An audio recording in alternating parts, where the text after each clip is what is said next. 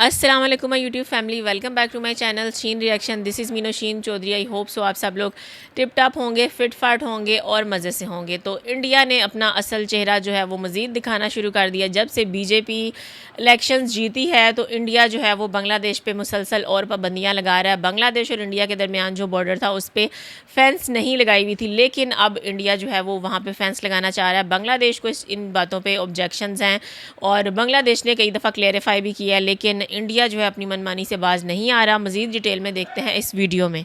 আবারও চরমে ভারত বাংলাদেশ সীমান্ত উত্তেজনা। লালমনিরহাট সীমান্তে উত্তেজনাকর পরিস্থিতি বিরাজ করছে। বিজিবির বাধা সত্ত্বেও সীমান্তে বেড়া নির্মাণের কাজ চালিয়ে যাওয়ার ঘোষণা দিয়েছেন ওপার বাংলার বিজেপি বিধায়ক দধিরাম রায়। বিস্তারিত জানাচ্ছেন তৌফিকুল আশিক। আপনি অতিরিক্ত কথা বলছেন, দেশ তুলে কথা বলবেন না। আপনি কি এমন হয়ে গেছেন, ভারতের একটা কি হ্যাডাম হয়ে গেছেন আপনি, দেশ তুলে কথা বলেন না। বিএসএফ এর পক্ষ থেকে যা গভর্নমেন্টের যা অর্ডার আছে, রুলস অ্যান্ড রেগুলেশনে যা বলা আছে সেভাবেই কাজ হবে। সম্প্রতি লালমনিরহাটের পাটগ্রাম উপজেলার দহগ্রাম ৩ বিঘা করিডোর সীমান্তের শূন্য রেখায় কাঁটাতারের বেড়া নির্মাণের চেষ্টা করে ভারতীয় সীমান্তরক্ষী বাহিনী বিএসএফ। ১৭৪ ব্যাটালিয়নের ভীম ক্যাম্পের প্রায় ৮০ জন সশস্ত্র সদস্য সম্পূর্ণ বেআইনিভাবে আন্তর্জাতিক আইন লঙ্ঘন করে শূন্যরেখার মাত্র ১০ থেকে ২০ গজের ভেতর ঢুকে জোরপূর্বক এই খুঁটি পোতা শুরু করেছিল, যা তৎক্ষণাৎ প্রতিহত করে বর্ডার গার্ড বাংলাদেশ। ফলে সীমান্তে উত্তেজনা সৃষ্টি হয়। এদিকে উত্তেজনার খবর পেয়ে সীমান্ত এলাকায় ছুটে আসেন পশ্চিমবঙ্গের মেখলিগঞ্জের নবনির্বাচিত বিজেপি বিধায়ক দধিরাম রায়। ভারতীয় সাংবাদিকদের সামনে বাংলাদেশের বাধা উপেক্ষা করেই কাঁটাতার নির্মাণের ঘোষণা দেন তিনি। আমি বুঝি নির্মাণের শিল্প, সালাম স্টিল বোঝে ডিউরেবিলিটি। সালাম steel most durable steel. BSF এর পক্ষ থেকে যা গভর্নমেন্টের যা অর্ডার আছে, রুলস অ্যান্ড রেগুলেশনে যা বলা আছে সেভাবেই কাজ হবে। বাংলাদেশ কি বললো কি না বললো সেটা তাদের বিষয়। হ্যাঁ, ভারত সরকার যা নির্দেশ দিয়েছে, ভারত সরকারের নির্দেশ অনুযায়ী এখানে কাজ হবে। এখন পশ্চিমবঙ্গে ডাবল ইঞ্জিনের সরকার চলছে, ঠিক আছে। কোনো সীমান্তবর্তী এলাকার মানুষকে কোনো রকমের ভয় পাওয়ার কোনো বিষয় নেই। বিজিবি বিএসএফ এর মধ্যকার এই উত্তেজনার ঘটনায় উভয় বাহিনীর ব্যাটালিয়ন কমান্ডার পর্যায়ে একটি পতাকা বৈঠক অনুষ্ঠিত হয়েছে। বিএসএফ দাবি করে তারা কেবল জমি অধিগ্রহণের জন্য ছোট বাঁশের খুঁটি পুঁতেছিল, যা একটি অতি সাধারণ বিষয়। কিন্তু এটিকে কেন্দ্র করে বিজিবির কোম্পানি কমান্ডার যেভাবে নিজেদের স্বয়ংক্রিয় ভারী অস্ত্র ফায়ারিং এর জন্য প্রস্তুত করে পজিশন নিয়েছিলেন তা অত্যন্ত অনাকাঙ্ক্ষিত ও দুঃখজনক বলে দাবি করে বিএসএফ।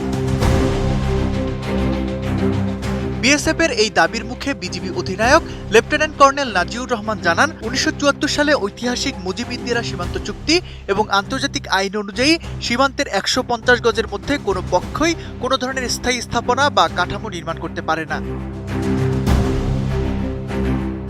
বিএসএফ বিজিবির বাধা উপেক্ষা করায় দেশের সার্বভৌমত্ব রক্ষা ও নিজেদের সুরক্ষার স্বার্থেই বিজিবি নিয়ম মেনে ৪ থেকে ৫টি সেকশনে ভাগ হয়ে ভারী অস্ত্র তাক করে চূড়ান্ত প্রতিরোধ করে তুলেছিল, যা আন্তর্জাতিক আইন অনুযায়ী শতভাগ বৈধ বলে জানান কর্নেল নাজিউর রহমান। বিজিবির সেই অনড় অবস্থানের কারণেই বিএসএফ এর সশস্ত্র জওয়ানরা সেদিন পিছু হটতে বাধ্য হয়েছিল। আর সেই অনমনীয় অ্যাকশনের প্রভাব দেখা গেছে দুই দেশের পতাকা বৈঠকেও। বৈঠকে বিএসএফ এর তোলা অন্য কিছু ছোটখাটো অভিযোগের জবাব দিয়ে বিজিবি পরিষ্কার জানিয়ে দিয়েছে, কাঁটাতারের বেড়া নির্মাণের জন্য ভারত জমি অধিগ্রহণ করতেই পারে, তবে নিচে পাকা করে যে কোনো ধরনের স্থায়ী বেড়া দিতে হলে তা অবশ্যই আন্তর্জাতিক আইন মেনে সীমান্ত থেকে ১৫০ গজের বাইরে দিতে হবে।